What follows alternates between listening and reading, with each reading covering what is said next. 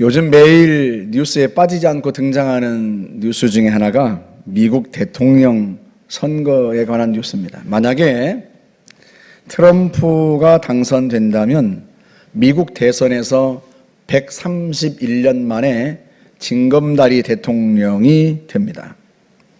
그러다 보니 미국 사람들의 머리에서 소환되고 있는 대통령이 한 분 있는데 바로 첫 번째 징검다리 대통령이었던 그로버 클리블랜드입니다. 클리블랜드 대통령은요, 전직 대통령으로서 다시 대통령 선거에 나와서 당선되어서 22대와 24대 대통령을 역임했던 사람이에요. 그런데 클리블랜드 대통령 하면 떠오르는 유명한 일화가 있습니다. 젊을 때 정직한 사람이었지만 그런데요, 자주 유혹에 빠지기도 했답니다. 그날도 친구와 함께 도박장을 찾았는데요, 공교롭게도 도박장 바로 옆에 작은 교회가 하나 있었어요. 그리고 그 교회 정문 앞에 게시판이 있었는데 그 게시판에 그날 설교 제목이 쓰여 있는 거예요. 그 설교 제목이 눈에 들어온 겁니다. 죄의 삭슨 사망이다. 그런데 그 글귀를 보는 순간 양심의 가책이 느껴지고요, 안 되겠다 싶은 마음이 들어요. 그래서 친구에게, 여보게, 우리가 도박장으로 갈 게 아니라 교회로 가야 하지 않겠나, 그리고 권면을 했습니다. 친구는요, 그 권유를 끝내 듣지 않았어요. 그래서 클리블랜드는 돌이켜서 교회로 들어가고 그 친구는 도박장으로 들어갔습니다. 그날 클리블랜드는요, 예배를 통해서 하나님의 은혜를 받고 거듭남을 경험합니다. 새 사람이 된 거죠. 그로부터 30년이 지난 후에 그는 미국의 22대 대통령으로 취임을 합니다. 그리고 클리블랜드가 대통령으로 취임하던 그 순간 30년 전에 도박장으로 향했던 그 친구는 감옥에서 제22대 대통령이 취임하는 것을 뉴스로만 접하게 됩니다. 순간의 선택이 인생길을 완전히 갈라놓은 것이고요, 그 순간의 선택이 일생을 좌우한 거죠. 그런데 여러분, 인간만 선택하는 게 아니에요. 우리 하나님도 선택하십니다. 우리 하나님은요, 사람을 선택하세요. 아브라함을 선택하셨고 에서와 야곱 중에 야곱을 선택하셨고 요셉을 선택하시고 모세를 선택하시고 예수님도 많은 제자 가운데 베드로와 야고보, 요한을 비롯한 12제자를 선택하셨습니다. 그리고 우리 하나님의 선택은요, 가장 아름다운 결과를 기대하시면서 하는 선택이에요. 오늘 본문에도 하나님께 선택받은 한 사람이 등장을 합니다. 그게 바로 고넬료입니다. 예수님은 제자들에게 땅끝까지 가서 복음을 전하라고 말씀하셨는데 그 주님의 말씀을 제자들은 처음에는 잘 이해하지 못했어요. 그런데 스데반의 순교와 박해를 통해서 이들이 예수님의 말씀을 어렴풋이 깨달아 알고 그리고 예루살렘을 떠나서 흩어지기로 결정을 합니다. 그럼에도 불구하고요, 많은 성도들은 여전히 유대인에게만 복음을 전했어요. 사도행전 11장 우리 19절 한번 볼까요? 그때 스데반의 일로 일어난 환란으로 말미암아 흩어진 자들이 베니게와 구브로와 안디옥까지 이르러 유대인에게만 말씀을 전하는데, 그런 상황에서 하나님이 이방인에게도 구원의 문을 활짝 여셨다고 하는 것을 확실히 보여주는 사건이 등장하는데 그게 바로 오늘 사건입니다. 유대인만이 아니라 모든 민족을 구원하고 싶은 그 하나님의 마음을 초대교회 지도자들에게 확증해주는 사건이 벌어지는데요, 그 사건을 위해서 하나님이 특별히 선택한 사람이 바로 고넬료예요. 이방인 고넬료. 그러니 이 사람이 얼마나 특별한 사람이겠어요?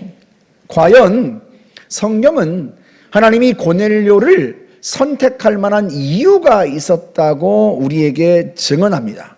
그 이유가 무엇일까?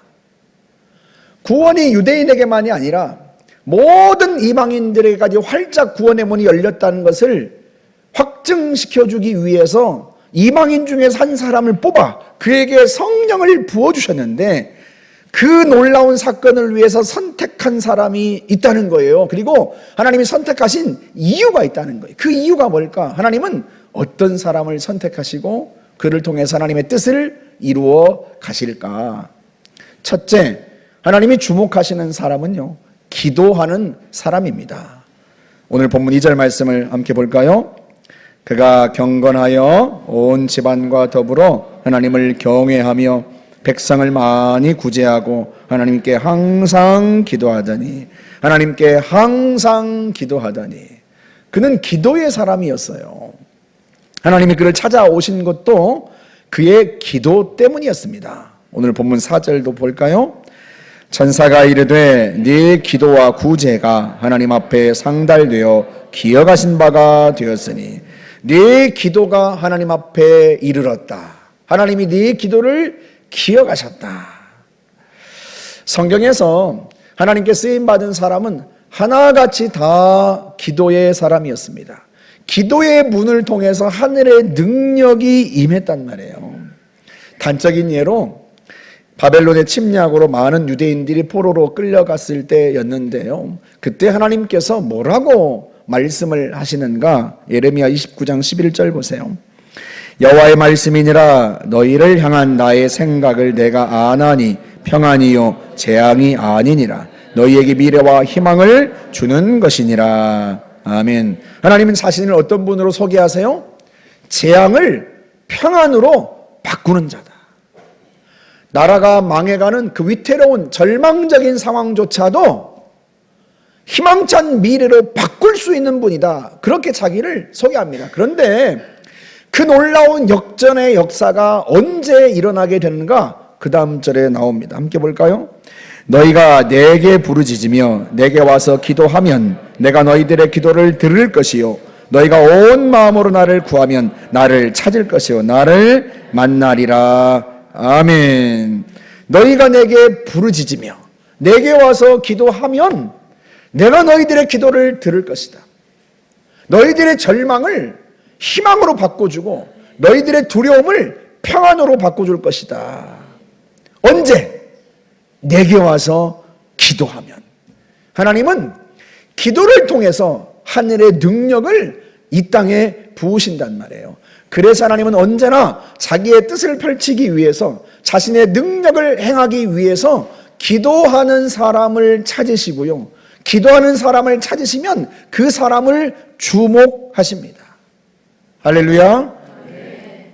여의도 순복음교회 이영훈 목사님이 이민 목회할 때 이야기를 한 적이 있어요. 유학생활 중에 12명 나오는 교회를 이렇게 목회하게 되었답니다.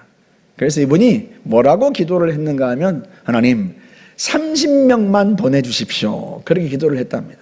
성도가 12명이니까 한 30명만 돼도 좋겠다, 이런 생각을 했던 모양이에요. 그래서 열심히 기도하고 목회했는데요, 교회가 부흥해가지고 250명이 된 거예요. 얼마나 감사한 일이에요. 그런데 참 이상하게도요, 250명 그 이상은 부흥하지 않더랍니다. 어느 주일 한 270명쯤 왔다가도 그 다음 주 가면 다시 250명이 되고. 그래서 이게 내 한계인가 뭐 그런 생각도 했는데, 추수감사절이 되었는데요, 세상에 그날은 유독 많이 온 거예요. 그래가지고 도대체 몇 명이 나온 거지? 하고는 일일이 또 세어봤답니다, 또. 그런데 298명이 온 거예요. 김 집사 부부가 왜 안 와가지고, 그 부부만 결사 안 했으면 300명이 딱 되는 건데, 얼마나 그냥 속상한지. 그런데 그 다음 주가 됐는데 다시 또 250명. 다시.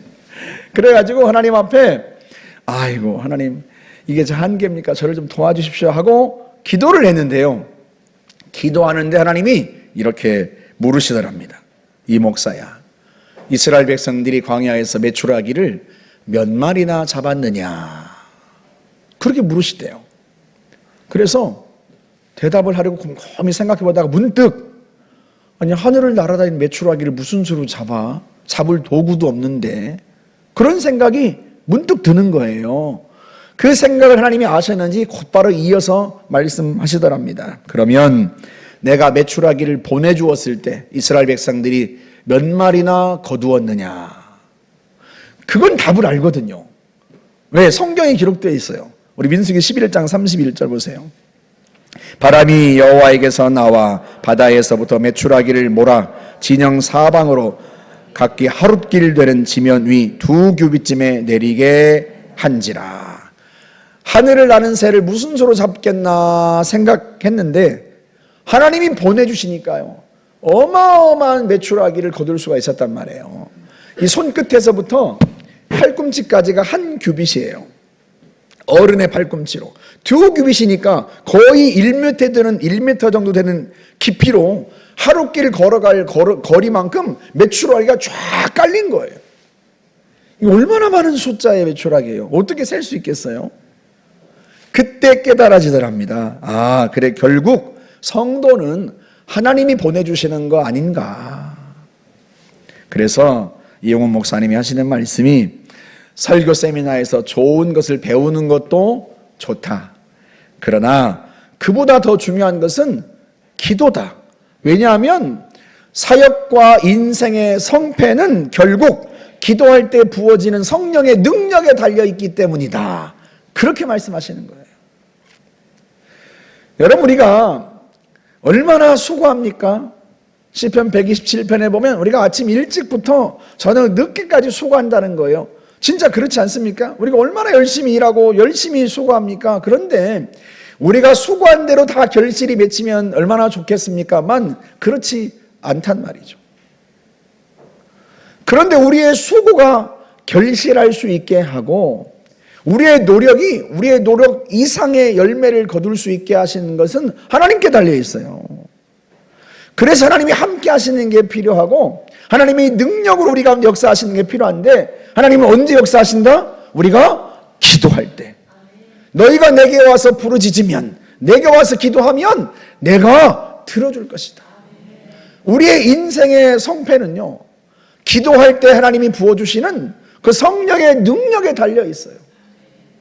그러니 우리가 하나님 앞에 늘 기도해야 하지 않겠습니까? 고넬료는요, 그 당시 세계를 지배하고 있던 로마의 군대 장교였습니다. 최고의 권력자요, 권세자였어요. 그런데도 불구하고 그가 항상 하나님 앞에 기도했다는 거예요. 왜? 하나님이 은혜 베풀지 않으시면 안 되는 걸 알기 때문에. 자기는 전장을 돌아다니면서 인생이 얼마나 허무한가 하는 것을 알았단 말이에요. 수많은 사람의 목숨이 하루아침에 다 날아가 버리고, 그러니 인생이 얼마나 허무한가.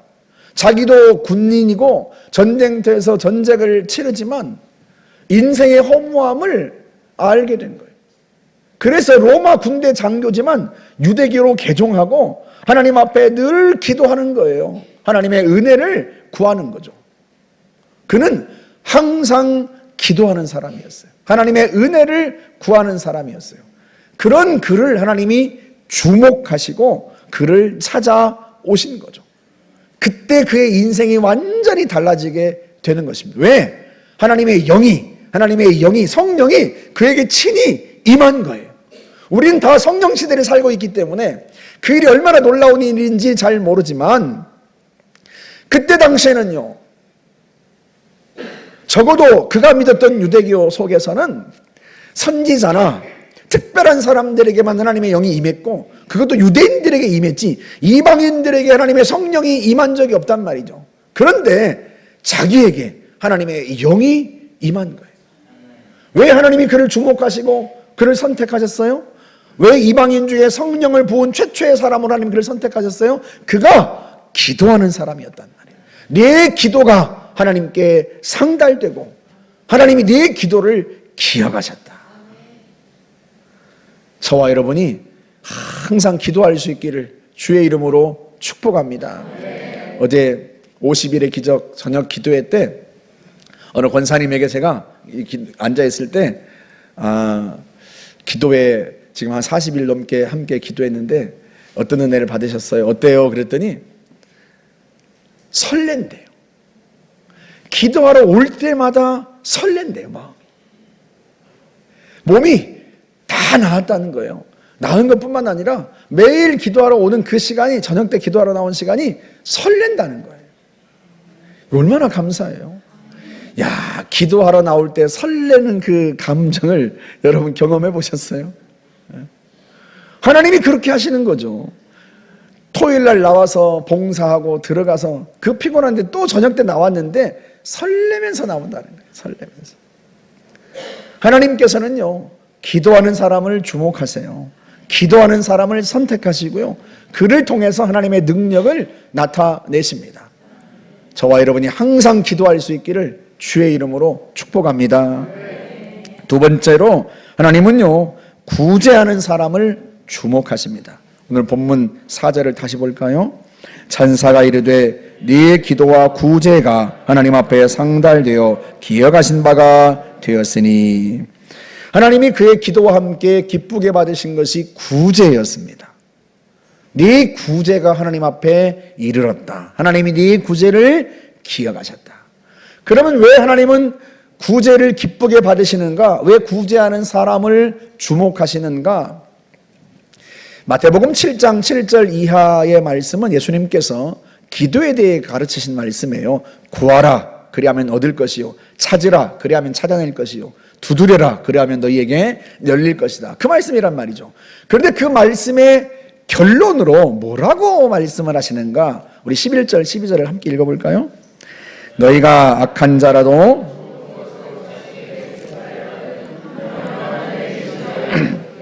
구하는 자에게 좋은 것으로 주시지 않겠느냐? 그러므로 남에게 대접을 받고자 하는 대로 너희도 남을 대접하라. 이것이 율법이요 선지자니라. 아멘. 하나님은 반드시 너희 기도에 응답하신다 하고 말씀하시곤 그러므로 결론으로 말씀하시는데, 너희가 남에게 대접을 받고자 하는 대로 너희도 남을 대접하여라. 이게 기도의 결론이라는 거예요. 기도의 결론일 뿐만 아니라 온 성경의 핵심이라는 거예요. 이게 도대체 무슨 말인가? 이렇게 한번 생각해 보세요. 내가 사업이 잘 되기를 바라요.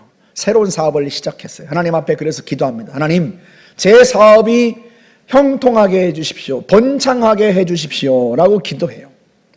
그러면 한번 생각해 보세요. 내 물건을 사가는 고객도 내 물건을 사가서 행복해야 하지 않겠습니까? 내 서비스를 받는 고객도 내 서비스를 받고 행복해야 하지 않겠어요? 내가 형통하기를 기도하면, 내가 누군가를 통해서, 고객들을 통해서 형통하기를 바란다면 당연히 그 고객들도 나를 통해서 행복해야죠. 내가 음식점을 열었어요. 많은 고객들이 와서 장사가 잘 되었으면 좋겠어요. 그렇게 그에게 대접을 받고 싶은 대로 나도 어떻게 해야 돼요? 최고의 음식을 만들어서 그들이 와서 내 식당에서 음식을 먹을 때마다 행복하고 건강하고 그래야 하지 않겠습니까? 내가 기술을 습득했어요. 그 기술을 가지고 회사를 차렸습니다. 그러면 많은 고객들이 와서 나의 기술을 통해서 그들이 힘들었던 부분들이 다 해소되고 그래야 되지 않겠습니까? 나는 잘 되는데 나의 고객은 안 된다? 나는 고객 때문에 행복한데 내 고객은 나 때문에 불행하다? 나 때문에 삶이 엉망이 된다? 이런 일이 일어나서는 안 된단 말이에요. 하나님이 그런 기도는 들어주실 수가 없는 거죠. 내가 파는 물건, 내가 하는 일을 통해서 내 고객이 행복해져야 돼요. 적어도 내가 그들을 통해서 행복하기를 원한다면, 내가 형통하기를 원한다면, 그게 기도의 원리라는 거예요. 어떤 여집사님이 말하기를 자기가 정말 너무너무 힘든 순간이 오면 지갑을 꺼내서 지갑 속에 있는 남편의 사진을 이렇게 본답니다. 그리고는 이렇게 혼잣말을 한대요. 내가 이런 것도 견뎌냈는데 무엇인들 못 견디랴. 야, 정말 이거 얼마나 안타까운 이야기예요. 네. 한번 생각해 보세요. 아내가 이런 말을 중얼거리게 하면 되겠냐 말이에요. 내가 내 아내를 만나서 행복하기를 원하면 내 아내도 나를 만나서 행복해야죠. 그게 기도자의 자세예요. 하나님 앞에 우리가 기도하는 거, 그게 내가 남을 통해서 잘 되기를 바란다면 남에게 대접을 받고자 하는 그대로 남을 대접해야 합니다. 내 남편을 변화시켜 주세요 하고 기도하면 나도 변화가 되어야 하는 거예요. 그게 기도의 핵심이고 기도의 원리고 성경의 핵심이라는 거예요. 하나님은 내가 잘 될수록 상대방이 피해가 되는 그런 일은 안 하세요. 내가 잘 될수록 상대방도 행복해지는 그런 일을 하나님은 일으키시죠. 그게 하나님이 하시는 일이에요. 그래서 기도는요, 필연적으로 구제와 밀접하게 연관되어 있어요. 구제는 단순히 어려운 사람을 돕는 것만을 의미하지 않습니다. 구제라고 하는 헬라 엘레모쉬나라고 하는 단어는요, 그 첫 번째로 불쌍히 여기다, 자비를 베풀다, 그런 의미를 갖고 있어요. 내가 하나님 앞에 불쌍히 여김을 받고 싶잖아요. 하나님이 나에게 자비를 베풀기를 우리가 기도하지 않습니까? 그렇다면 나도 역시 다른 사람들에게, 가까운 사람들부터 시작해서 내가 만나는 사람들을 불쌍히 여기고 그들에게 자비를 베풀고 해야 하지 않겠냐 말이죠. 하나님께서 우리를 불쌍히 여기시고 하나님은 우리에게 자비를 베풀기를 원하세요. 그 은혜를 우리가 받는다면 당연히 우리도 다른 사람들을 불쌍히 여기고 그들에게 자비를 베풀고 구제하기를 힘써야 하는 거죠. 그게 신앙의 원리입니다. 고넬료는 기도와 그 삶이 일치했어요. 자기가 하나님 앞에 긍휼히 여김을 받기 원했던 만큼 가난한 사람, 힘든 사람들을 많이 구제했습니다. 그래서 하나님이 그를 주목하시는 거예요. 그를 선택하신 거고요. 우리 따라서 한번 해볼까요? 기도자는 구제하는 사람이다. 기도자는 불쌍히 여기는 사람이다. 할렐루야. 타인을 불쌍히 여기고 하나님이 주신 은혜를 따라 힘껏 구제하시기를 주의 이름으로 축복합니다. 세 번째로요, 하나님은 말씀에 목마른 사람을 주목하십니다. 베드로가 고넬료의 초청을 받고 그 집에 들어올 때 고넬료가 어떻게 행동하는가 우리 읽진 않았지만 25절 말씀 한번 볼까요? 마침 베드로가 들어올 때 고넬료가 맞아 발 앞에 엎드려 절하니. 고넬료는 그 당시 세계를 지배하고 있던 로마군의 장교입니다. 권세자고 실력자입니다. 그런 사람이 갈릴리의 촌부가 자기 집에 들어오는데 그 발 아래 엎드려 절합니다. 권력자가 갈릴리 촌부 앞에 절하는 이유는 다른 것 때문이 아니에요. 베드로가 가지고 있는 하나님의 말씀 때문입니다. 우리 그 대목을 보시겠어요? 33절, 내가 곧 당신에게 사람을 보내었는데 오셨으니 잘하였나이다. 이제 우리는 주께서 당신에게 명하신 모든 것을 듣고자 하여 다 하나님 앞에 있나이다. 그는 예수께서 베드로에게 명하신 것, 주님의 말씀, 복음을 듣고 싶었어요. 그래서 베드로 앞에 있다고 말하지 않고 누구 앞에 있다고? 하나님 앞에 있다고 그렇게 이야기합니다. 여러분, 실제로 성령이 이 고넬료에게 언제 임하는가? 베드로가 하나님의 말씀을 전할 때 성령이 그에게 임합니다. 우리 44절 보세요. 베드로가 이 말을 할 때에 성령이 말씀 듣는 모든 사람에게 내려오시니. 아멘. 이 장면은요, 베드로를 놀라게 만들었어요. 이방인들에게 성령을 부으신 걸 본 적이 없습니다. 그런데 하나님께서 이방인들에게도, 이 헬라인 로마인에게, 이 로마인에게도 성령을 부으시는구나. 구원의 문을 정말로 하나님이 이방인에게도 활짝 열어버리셨구나. 이게 베드로에게는 굉장히 놀라운 사건이었어요.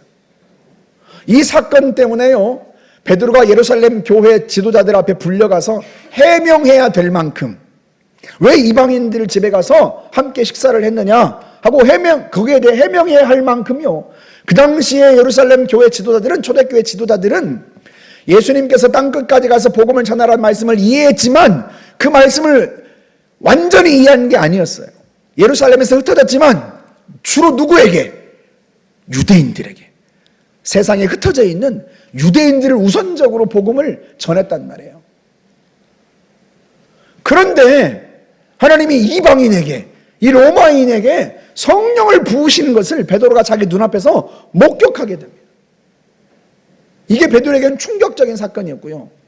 이걸 통해서 진짜 예수님께서 말씀하신 그 의미를, 모든 민족을 제자로 삼으라는 그 진짜 의미를 비로소 알게 된단 말이에요. 비로소. 그 놀라운 일을 위해서 고넬료라는 사람이 선택된 거예요. 이 놀라운 사건 때문에. 그런데 하나님이 그를 왜 선택하셨다? 말씀에 대한 열망을 가진 사람이에요. 하나님의 말씀을 듣고자 하는 열망을 가진 사람이에요. 그래서 베드로가 말씀을 가지고 왔을 걸 믿고 그 앞에 무릎을 꿇고요, 우리가 하나님 앞에 있습니다, 말씀을 전해 주십시오, 그러는 거죠. 그는 하나님의 말씀에 열정적인 사람이고요, 하나님의 말씀을 사모하는 사람이었어요. 그런 사람을 하나님이 주목하시고 그런 사람에게 하나님의 뜻을 이루기 위해서 그를 선택하시고 그를 사용하신 거죠. 저와 여러분들이요, 하나님의 말씀에 열정적이어야 합니다. 하나님의 말씀에 열정적이어야 돼요. 지구촌교회를 섬겼던 이동원 목사님이 설교의 3요소를 에토스, 파토스, 로고스 이렇게 불렀습니다. 에토스는요, 특질이란 뜻인데 쉽게 말하면 설교자의 인격을 가리킵니다. 파토스는 열정이란 뜻인데요, 열정적인 회중을 가리키고요, 로고스는 그 글자 그대로 하나님의 말씀, 성경 본문을 가리켜요. 그러니까 에토스, 설교자의 인격과 파토스, 열정적인 회중이 만나서 로고스, 하나님의 말씀의 역사를 경험하는 현장, 그게 바로 설교 현장이라는 거예요. 설교자의 인격이 먼저 중요하죠. 말씀을 전하는 사람의 인격은, 그의 삶은 말씀의 진실함을 드러내는 현장이에요. 그래서 설교자는 설교한 대로 살려고 몸부림쳐야 하고요, 설교자는 그 신앙과 인격이 부단히 성장하고 변화하는 데 힘써야 합니다. 제가 오늘 아침에 일부 예배 때 김지현 전사님이 남편분하고 함께 오셨더라고요. 그래서 제가 그 남편분이 이제 내년에 목사 안수를 받는데 그런 말씀을 해드렸어요. 성도는 목사의 수준만큼 성장한다. 목사의 수준만큼, 목사의 인격의 수준만큼, 목사의 영성의 깊이만큼. 그러니 부지런히 성장하고 부지런히 성숙해야 한다. 예수님은 마음이 온유하고 겸손하셨다. 우리도 부단히 겸손해야 하고 부단히 온유하기를 힘써야 한다. 저는 제가 참 지금껏 온유하고 겸손하려고 애를 많이 쓴 것 같아요. 왜냐하면 제가 온유하지 못하고 겸손하지 못한 사람이거든요. 우리 어머니가 제가 목사 안수를 받고 나서요, 전화하시면 항상 하시는 말씀이, 제일 첫 번째로 하시는 말씀이, 목사님 한 번만 싸우면 끝입니다. 제가 성질이 불같은 것 하는 걸 아시니까요. 우리 어머니가 한 번만 성도하고 싸우면 그날로 목회는 끝장입니다. 전화할 때마다 목사님 한 번만 싸우면 그걸로 끝입니다. 그 얘기를 늘 하셨어요. 근데 어느 순간부터 그 얘기를 안 하세요. 어느 순간부터. 그러니까 우리 어머니가 보시기에 많이 변했구나 뭐 이렇게 생각을 하시는 것 같아요. 맞아. 제가 우리 큰아들한테 그런 얘기를 했어요. 아들아, 너는 목회자가 딱이다. 목회자. 세상에 아빠는 유머 감각이 없어가지고 성도들을 맨날 재우는데 너는 유머 감각이 있지 않니? 무엇보다 너는 온유하지 않니? 긍정적이고. 아빠는 성질이 고약해가지고 온유하게 됐는데 참 힘들었다. 넌 선천적으로 온유하니 세상에 네가 목회를 하면 얼마나 잘할 수 있겠니? 목회자가 되는 게 좋겠다. 그랬더니요, 이 아이가 대학을 졸업하고 나서 그러면 한번 기도해 보겠습니다 그러더라고. 그랬더니 일주일 후에 아버지 아닌 것 같습니다. 그래. 무슨 소리냐? 제가 일주일 동안 제가 기도했습니다. 주님 저를 목회자로 부르실 거면 말씀해 주십시오. 그런데 일주일 동안 아무 말씀을 안 하십니다. 아주 쿨하게 저는 상담가가 되겠습니다. 그리고 상담대학원에 진학했어요. 제가 얼마나 아쉬운지. 누구는 부단히 평생 노력해야 은혜를 받아야 온유해지는데 어떤 사람은 태어날 때부터 온유해. 이야, 그런 사람은 목회자가 돼야 돼. 목회자가. 그러나 그렇지 않다고 해서 내가 다혈질이고 그렇다고 해서 나는 온유하긴 틀렸어. 아니요. 부단히 온유하기를 힘쓰고 부단히 겸손하기를 힘쓰고 내가 부정적인 이야기는 하지 말고. 우리 다음 주에 전도축제인데요, 온 새가족들이 성도들이 활짝 웃고 그리고 좋은 말을 하고 맞아주면 얼마나 좋아하시겠어요. 근데 왔더니 그냥 이상한 말만 하고 성질 부리고 그러면 왔다가도요 도망가 버려요. 교회에 와서는요 아무리 화가 나는 일이 집에 있었어도 아, 주님이 나를 지금 온유하게 만드시려고 훈련하시나 보다 이렇게 생각하고 교회에 와서는 한껏 마음을 누그러뜨리고 제가 온유하기를 힘써 보겠습니다. 오늘이 바로 그 실습 시간입니다 하고는요 성도들을 온유하게 대하고 성도들에게 부드럽게 말하고 그래야 돼요. 그게 아니고 그냥 화가 나 있는 채로 와가지고 그냥 누가 뭘 부탁했니 네가 갖다 먹어 뭐 이렇게 말하는, 넌 손발이 없어 뭐 이렇게 말하고 하여튼 이것들은 막 이러고 하면 여러분 교회 왔던 사람도 도망가요. 왔던 사람도 도망가. 목회자만 설교자만 인격이 중요한 게 아니고요, 우리 장로님들, 권사님들, 안수 집사님들도 중요해요. 그분들의 인격이요 말씀이 증명되는 현장이에요. 현장. 우리 엄마는 교회에서는 그냥 얼마나 사근사근하고 그냥 얼마나 나긋나긋해. 집에만 오면 그냥 마귀가 돼가지고 그냥 소리 지르고 애들이 그러면요 교회 나오기 힘들어.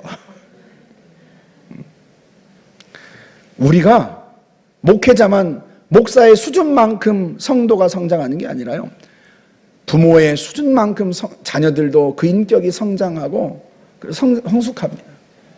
그래서요 에토스, 설교자의 인격, 성도의 인격이, 신앙 인격이 굉장히 중요해요. 그게 말씀이 역사하는 요소 중에 한 가지라는 거예요. 한 가지. 한경림 목사님은 저도 설교집을 읽어봤는데요, 뭐 내용이 별로 없어요. 설교가 단순하게 짝이 없어요. 그냥 그래요. 실제로 한경림 목사님의 설교를 듣던 영락교회 성도들 이야기를 들어보면 우리 목사님 설교는 적을 게 없어. 그런데 적을 게 없대.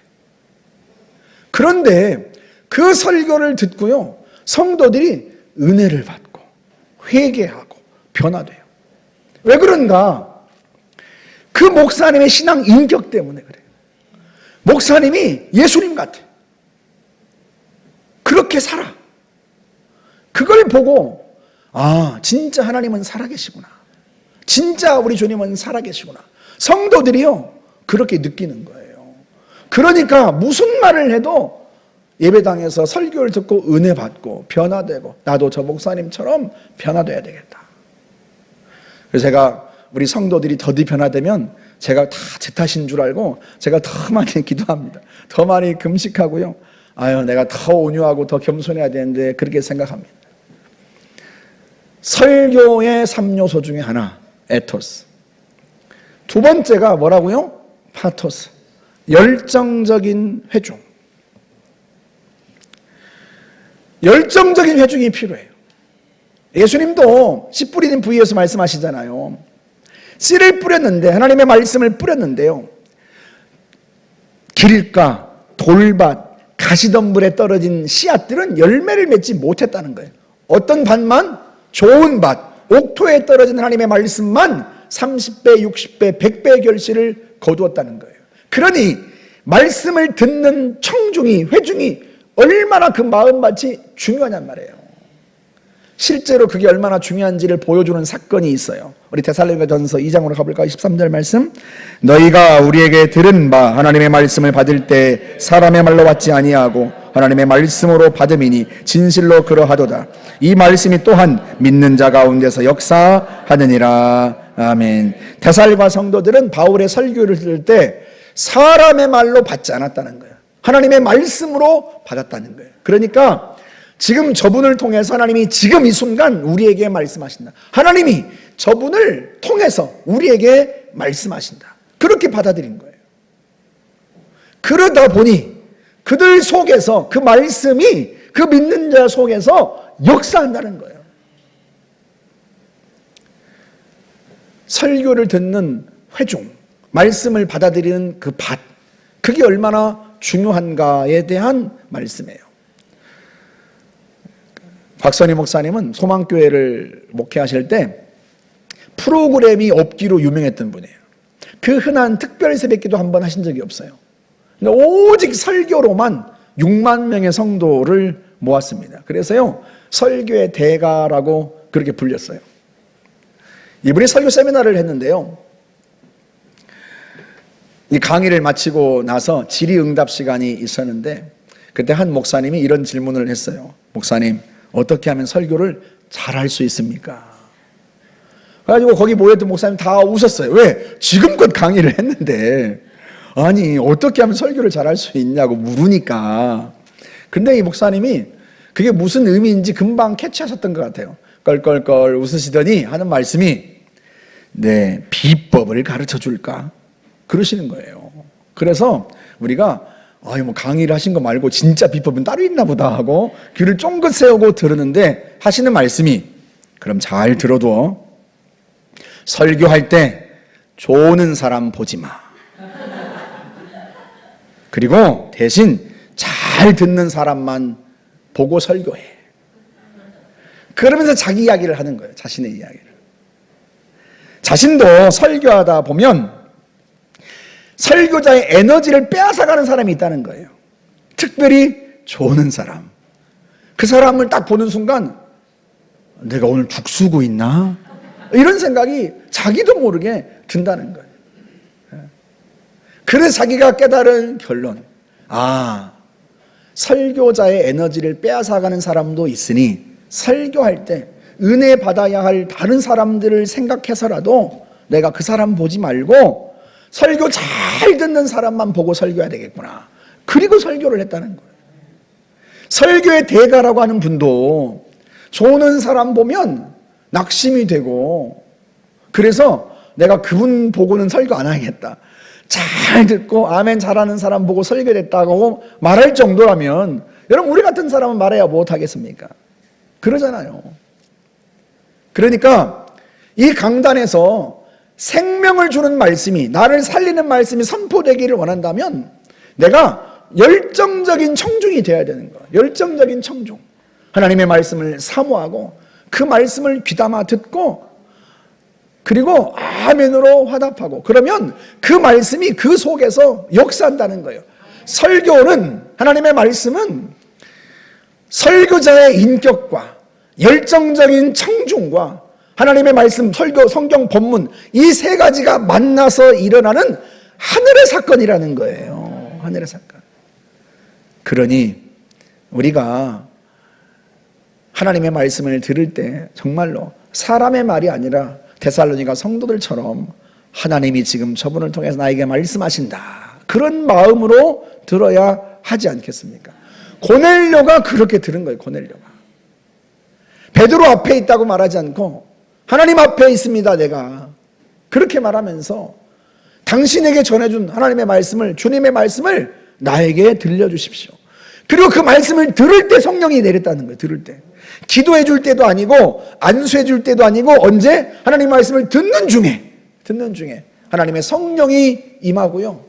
그 성령이 임하는 그걸 보면서 베드로와 사람들이 다 놀란 거예요. 하나님은 말씀에 열정적인 사람을 주목하시고요. 그에게 하나님의 말씀을 주셔서 그 말씀의 역사를 일으키십니다. 할렐루야. 하나님은 첫째, 기도하는 사람을 주목하시고, 하나님은 둘째, 구제에 힘쓰는 사람을 주목하시고, 셋째, 하나님의 말씀에 목마른 사람을 주목하십니다. 그들을 주목하시고 그들을 선택하셔서 그들을 통해 하나님의 능력을 부으시고 하나님의 뜻을 이루어 가십니다. 저와 여러분들이 그런 하나님의 사람, 주님이 주목하시고 주께 쓰임받는 사람 되시기를 주의 이름으로 축복합니다. 함께 기도하겠습니다. 이 시간 주님, 항상 기도하겠습니다. 어떤 상황, 어떤 환경 가운데서도 고넬료처럼 항상 기도하겠습니다. 내가 주님께 긍휼히 여김을 받기 원하는 것처럼 나도 누군가를 긍휼히 여기고 힘써 구제하겠습니다. 그리고 하나님의 말씀에 열정적인 사람이 되겠습니다. 주님, 나를 선택하시고 나를 사용하셔서 하나님의 뜻을 이루어 주십시오. 같이 한번 함께 기도하겠습니다. 자비로우신 하나님 아버지, 은혜를 감사합니다. 전능하신 아버지, 은혜를 감사합니다. 성령님 감사합니다. 하나님, 우리가 항상 기도하겠습니다. 늘 깨어 기도하겠습니다. 인생의 성패는 기도를 통해 내리시는 성령의 능력에 있는 줄 알아 하나님 앞에 늘 깨어 기도하겠습니다. 우리의 간구를 들으시고 응답하여 주시어서 하나님의 능력으로 우리 가운데 임하여 주시옵고, 우리가 풀 수 없는 문제들을 풀어주시고 우리가 넘을 수 없는 장벽들을 뛰어넘게 하시고, 하나님 아버지, 우리가 낼 수 없는 길들을 내시고 인도하여 주시기를 바라고 원합니다. 성령님 역사하여 주옵소서.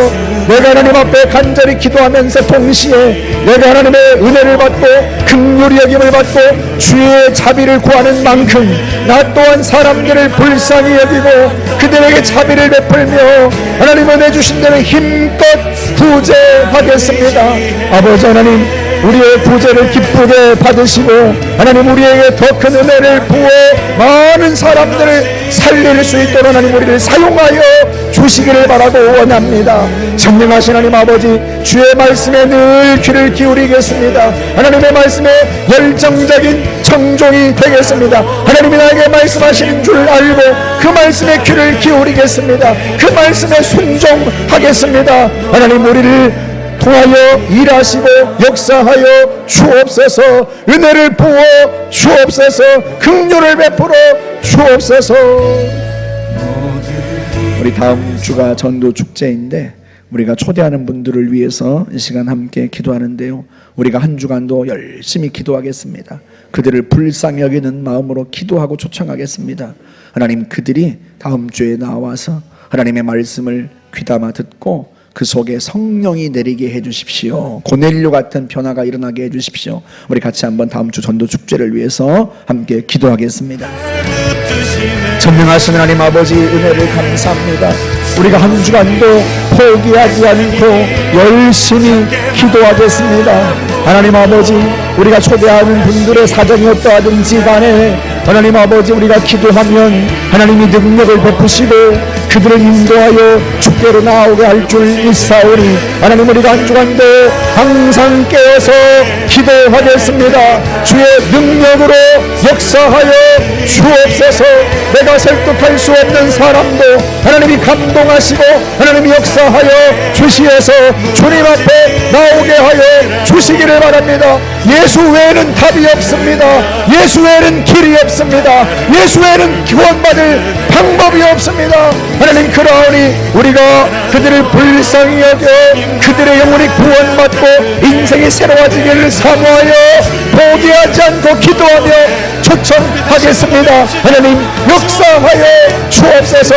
그분들이 다음 주에 이 자리에 왔을 때 하나님의 말씀을 귀담아 듣게 역사해 주시길 바라고 원합니다.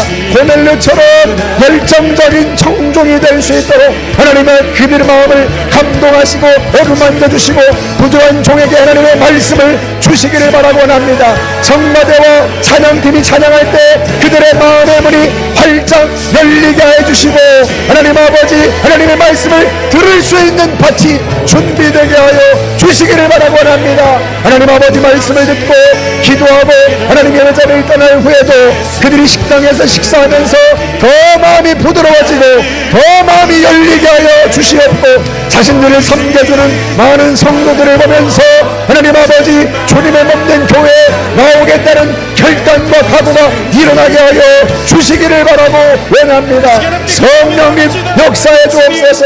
보라시금은 은혜 받을 때요 구원의 날이라 말씀하셨사오니 하나님 그 놀라운 일들이 다음 주에 한 주간 사이에 일어나게 하여 주옵소서. 주님 감사합니다. 하나님 아버지 은혜를 감사합니다. 우리가 늘 기도하겠습니다. 내 힘으로 안 되는 일들이 너무나 많아서 하나님의 능력이 필요하고 은혜가 필요합니다. 그러므로 더욱더 우리가 깨어서 매일 기도하겠습니다. 전능하신 아버지 하나님, 우리를 불쌍히 여겨 주옵소서. 하나님, 그렇게 우리가 주님께 불쌍히 여김을 원하는 것처럼, 은혜를 바라는 것처럼 우리 또한 다른 사람들에게 하나님 은혜를 베풀고 긍휼히 여기며 불쌍히 여기며 구제에 힘쓰겠습니다. 주님께서 저희들을 축복하시고 마음껏 사용하셔서 많은 사람들을 돌볼 수 있도록, 살릴 수 있도록 하나님 은혜를 베풀어 주옵소서. 특별히 다음 주에 오시는 분들, 하나님 초대되어 오시는 분들의 마음밭이 하나님 아버지 말씀에 대하여 열려있게 하여 주옵소서.